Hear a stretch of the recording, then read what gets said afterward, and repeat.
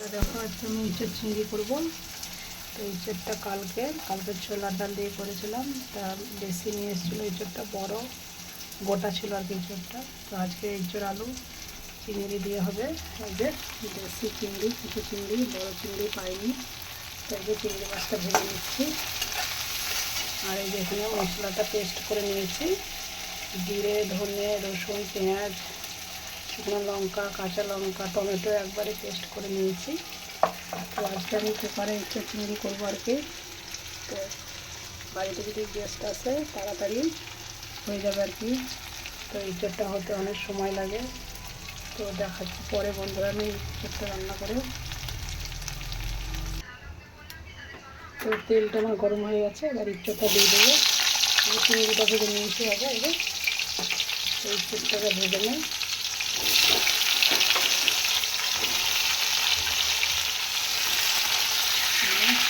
ভেজে দিচ্ছি।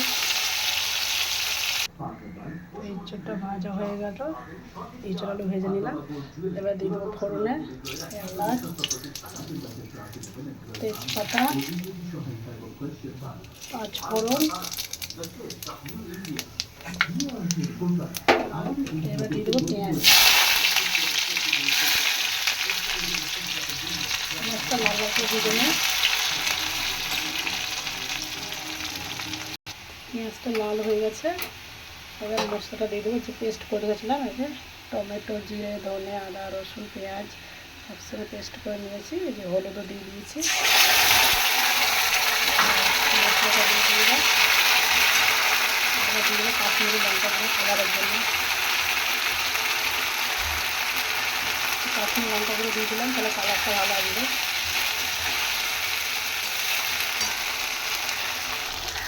এবার দিয়ে দেবো একটু চিনি, তাহলে টেস্টটা ভালো হবে। এবার দিয়ে দেবো লবণ।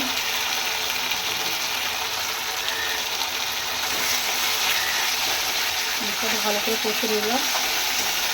এবারে যে ইঁচড় ভেজে নিয়েছিলাম ইঁচড়টা দিয়ে দেবো। ইঁচড়টা একটু ভালো করে কষিয়ে নেবো। ইঁচড়টা কষিয়ে ভালো করে নেবো। তো এবার ইঁচড়টা কষা হয়ে গেছে, ইঁচড় আলু আমার। তো এবার চিংড়ি মাছটা দিয়ে দেবো। চিংড়ি মাছটা দিয়ে একটু নেড়ে নেবো। এবার জল দিয়ে দেবো।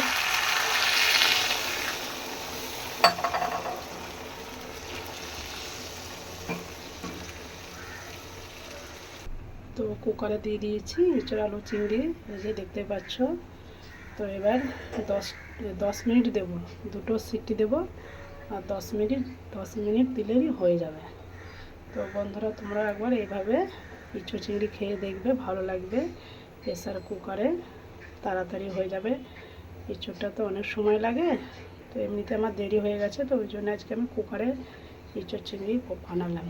তো দেখাচ্ছি পরে। তো দেখতেই পাচ্ছ আমার ইঁচড় চিংড়িটা হয়ে গেছে, এই যে কুকারে বানিয়েছি। তো দেখো বন্ধুরা, এবার দিয়ে দেবো গরম মশলা, শেষে একটু গরম মশলা দিয়ে দেবো। এই যে তো দেখতেই পাচ্ছ ইঁচড় চিংড়িটা আমার হয়ে গেছে। তোমরাও এইভাবে ইঁচড় চিংড়ি বানিয়ে দেখবে। এই যে বেশিক্ষণ লাগলো না, 10 মিনিটের মধ্যে হয়ে যাবে। তো এবার ইঁচড়টা আমি ঢেলে নেবো বাটিতে। এই যে তো দেখতেই পাচ্ছ আমার ইঁচড় চিংড়ি হয়ে গেছে। এই যে ছোটো ছোটো চিংড়িগুলো দেখতে পাচ্ছ না? তো ঠিক আছে, তোমরা এইভাবে বানিয়ে দেখবে। এই রেসিপিটা কেমন লাগলো বলবে। ঠিক আছে।